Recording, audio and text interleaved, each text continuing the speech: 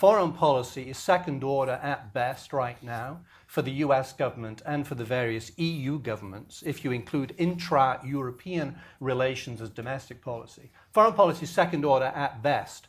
And for both regions within foreign policy, US-EU relations are second order. So, as I say, Europe exists.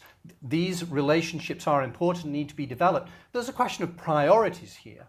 And the priorities at the moment for the US and EU are in the domestic or intra-European realm. I mean, the US economy is still very weak. We have a tentative recovery. We're heading for a fiscal cliff. We have massive unresolved fiscal problems.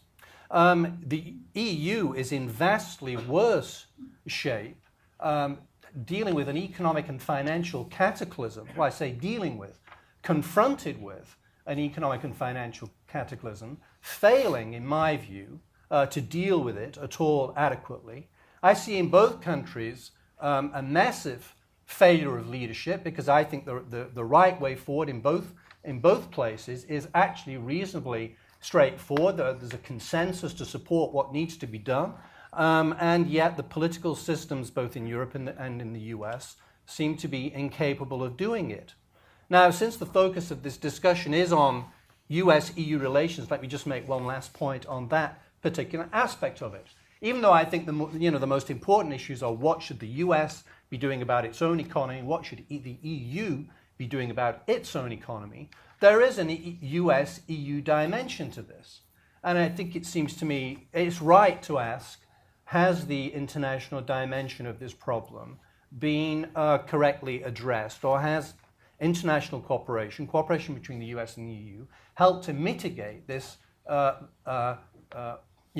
overweening issue of the economic setbacks?